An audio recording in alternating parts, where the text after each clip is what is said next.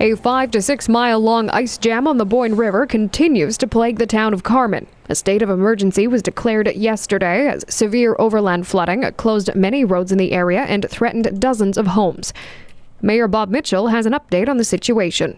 The water's gone down quite a bit, anywhere from 12 to 20 inches, depending on the area. So that means the next time we have a surge in water, and that's our concern, that we're going to see a surge in water from the west once the ice dams break there, and we're going to get hit with those. And so the province is monitoring that, and they'll let us know what to expect.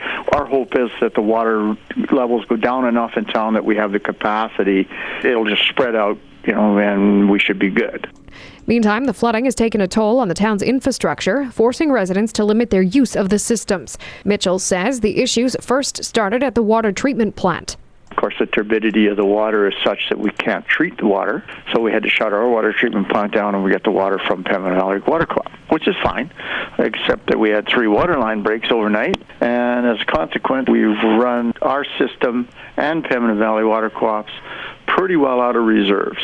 So they're running everybody just on what they can produce out of the Stephenfield plant. He adds a pump also blew at the town's main lift sewer station, causing sewage to back up into basements. Meantime, an ice jam at the First Street Bridge caused some damage to that structure overnight, and as a result, that road has now been closed. However, Highway 245 west of town has reopened to traffic. Meantime, overland flooding levels in the RM of Dufferin are expected to stay put for a few more days. A state of emergency for that municipality, which was issued on Friday, remains in place today. Reeve George Gray says crews checked the water levels this morning. 7 miles west of Carman, the checkpoints haven't really changed very much, maybe down a half an inch type of thing. But that can change dramatically with more inflow or with normal circumstances. The water could drop dramatically within the next 24 hours. Couldn't comment one way or the other until Mother Nature actually decides to wave her magic wand.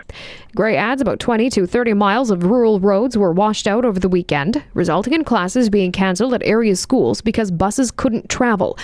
He says crews are quickly working to make repairs so that school can hopefully resume tomorrow. For Pembina Valley Online, I'm Candace Dirksen.